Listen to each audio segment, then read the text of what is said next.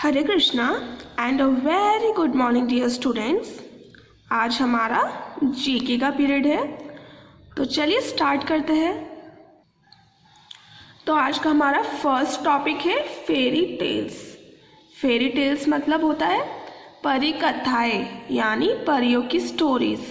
ठीक है, this are some sentences from popular fairy tales, fill in the blanks with correct words. मतलब क्या है, यहाँ पर कुछ सेंटेंसेस है जो काफ़ी पॉपुलर या फेमस फेरी टेल्स है, स्टोरीज जिसे हम कहते हैं, उसमें से ली गई है। और यहाँ पर फिल इन द ब्लैंक्स है जिससे हमें फिल करना है करेक्ट वर्ड से। चूज फ्रॉम दी बॉक्स, और ये बॉक्स दे रखा है, इसमें कुछ वर्ड्स है, हमें उसमें से फिल करना है फिल इन द ब्लैंक्स को। ठीक है, तो हमारा फर्स्ट सेंटेंस है every time Aladdin rubbed his magic dash a genie appeared and granted his wishes.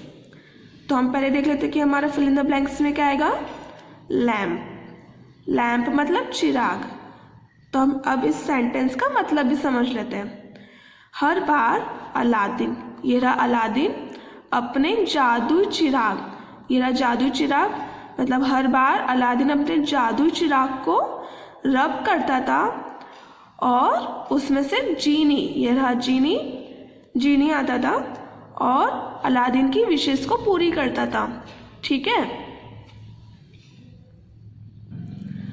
Then the next sentence is little red riding hood was going to visit her dash.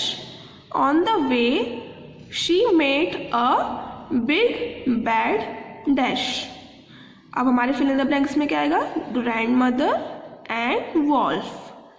अब हम इसका मतलब ही समझते हैं कि एक छोटी सी लड़की अपनी ग्रैंड मदर से मिलने जा रही थी और उसे रास्ते में एक बड़ी और बैड मतलब बुरी लोमड़ी मिली। ये रही वो लड़की और ये रही लोमड़ी। ठीक है, वो रास्ते में लोमड़ी से मिली थी, है ना। हम हमारा थर्ड सेंटेंस देखते हैं।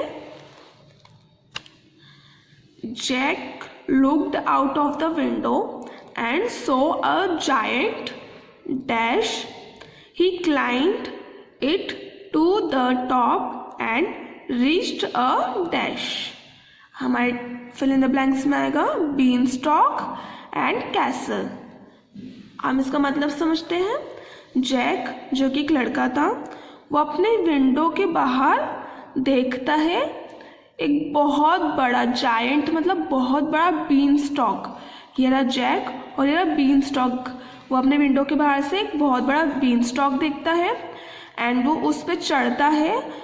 वो तब तक चढ़ता है, वो उसके ऊपर चढ़ता है और कैसल तक पहुंच जाता है।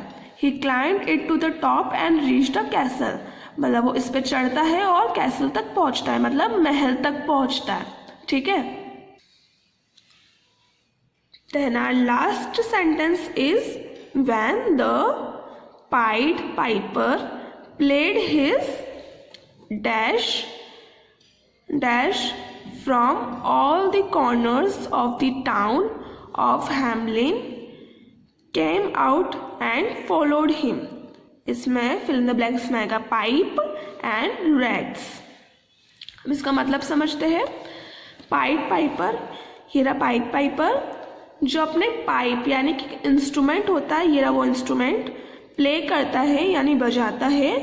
और सारे रैट्स, जो हैमलिन नाम का एक टाउन था, वहाँ के जितने भी चूहे थे, हर एक कोने से सारे चूहे आकर उसे फॉलो करते हैं। मतलब क्या है कि पाइप पाइपर अपने पाइप को बजा रहा था और सारे हैमलिन के चूहे उसे फॉलो कर रहे थे। ठीक है, do you know what are short stories that teach a lesson called. क्या होता है, मतलब कि वो कौन सी छोटी स्टोरीज या कहानियां हैं जिससे हमें लेसन यानी कि कुछ ना कुछ सीखने को मिलता है, कुछ पाठ सीखने को मिलता है। वो कौन सी छोटी स्टोरीज होती है, इन तीनों में से वो कौन सी है जिसमें से हमें लेसन सीखने को मिलता है। वो होता है फैबल्स। फैबल्स यूजुअली एनिमल्स के कैरेक्टर होते हैं इस स्टोरीज में, मतलब कि इनमें इनका जो कैरेक्टर होता है वो यूजुअली जानवरों यानी एनिमल्स का होता है। ठीक है, आई होप आपको ये टॉपिक समझ में आया होगा। अब हमारे सेकंड टॉपिक पे आते हैं। सेकंड टॉपिक क्या है? टाइम टू प्ले, मतलब खेलने का समय। Read the names of this sports, हमें ये स्पोर्ट्स के कुछ नाम दे रखे हैं, हमें उससे पढ़ना है। Right the correct letters in the boxes, ये कुछ बॉक्सेस है, इसमें हमें इन स्पोर्ट्स के नेम के करेक्ट लेटर्स लिखने हैं। मतलब ये पिक्चर को देखकर हमें आइडेंटिफाई करना है कि कौन सा स्पोर्ट है। ठीक है, अब हमारे फर्स्ट पिक्चर को देखते हैं कि ये पिक्चर कौन से स्पोर्ट को डेडिकेट, मतलब कि कौन सा स्पोर्ट है ये, कौन सा खेल है ये। ठीक है, तो हमारा फर्स्ट है डी यानी वेट लिफ्टिंग। वेट लिफ्टिंग क्या होता है? जिसमें हम बहुत, मतलब जितना हो सके हम भारी वजन को उठाते हैं।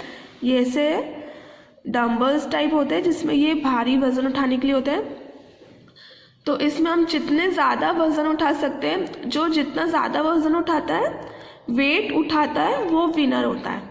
ठीक है, ये काफ़ी सारी कैटेगरीज जैसे जेंडर और हाइट, वेट के हिसाब से होता है और इनके पर्टिकुलर वेट होता है कि हमें इतने वेट तक उठा सकते हैं। ठीक है, हम सेकंड स्पोर्ट्स पे आते हैं। सेकंड पिक्चर पे देखते हैं कि सेकंड पिक्चर कौन सा स्पोर्ट है। आर्चरी। क्या है? आर्चरी। आर्चरी क्या होता है? हम हिंदी में क्या बोलते हैं? तीरंदाजी। तीरंदाजी यानी आर्चरी। इसे खेलने के लिए हमें काफ़ी स्ट्रॉन्ग शोल्डर, फ्लेक्सिबल मसल्स और काफ़ी शार्प आईज होनी चाहिए। मतलब इसे खेलने के लिए हमारे पास काफ़ी मजबूत कंधे और काफ़ी तीखी नज़र होनी चाहिए। ये एक बो होती है, ये ऐसी बो होती है, इस पे की एरो है, हम इस एरो को शूट करते हैं हमारे टारगेट पे। इस बो की हेल्प से हम इस एरो को शूट करते हैं अपने टारगेट या अपने पॉइंट पे। हमें जहाँ पॉइंट पे हमें शूट करना है उसे हम आर्चरी कहते हैं। ठीक है, अब हमारे थर्ड वाले पिक्चर को देखते हैं कि उससे आपको कौन सा स्पोर्ट दिख रहा है। देखते हैं, ए है, ये रहा, ए डिस्कस थ्रो। डिस्कस थ्रो क्या होता है? इसमें एक डिस्क शेप की, ये रहा डिस्क शेप का एक ऑब्जेक्ट होता है जो डिस्कस कहलाता है, इसे हम डिस्कस कहते हैं और इसे हमें थ्रो करना होता है। हम जितनी दूर से थ्रो कर सकते हैं उतनी दूर तक इसे थ्रो करना होता है और जितनी ज़्यादा दूर तक थ्रो करता है वो विनर होता है। ठीक है, उसे हम डिस्कस थ्रो कहते हैं। अब हमारे फोर्थ वाले पिक्चर को देखते हैं। फोर्थ वाला पिक्चर ई कहाँ है? ये रहा ई, मतलब टेबल टेनिस। टेबल टेनिस में क्या होता है? यहाँ पर 2 प्लेयर्स होते हैं, 2 प्लेयर्स होते हैं और रैकेट्स होते हैं, रैकेट्स बॉल, और इसे हम किस पे खेलते हैं? वुडन या फिर प्लास्टिक टेबल पर जिसके बीच में नेट होता है। ठीक है, अब हम हमारे फिफ्थ वाले पिक्चर को देखते हैं। इसमें कौन सा स्पोर्ट्स है? एफ वाला, मतलब कि ये रहा एफ, मतलब शॉट पुट। इसमें क्या करना होता है? हमें एक बॉल होती है, ये रही बॉल, इसे हम जितनी दूर तक फेंक सकते हैं उतनी दूर तक हमें सिर्फ थ्रो करना होता है और जो जितनी ज़्यादा दूर तक थ्रो करता है वो विनर होता है। ठीक है, now last picture is, last sport क्या है? ये बी देखते हैं हम, ये रहा बी यानी वॉलीबॉल। वॉलीबॉल तो सुना ही होगा। इसमें 2 टीम्स होती है जिसमें अधिकतर तो 6 प्लेयर्स होते हैं और ये बॉल होती है, हमें एक दूसरे को थ्रो करनी होती है। ठीक है, और इसमें से एक टीम विनर होती है ना। आई होप आपको आज के टॉपिक समझ में आए होंगे। Thank you. हरे कृष्णा।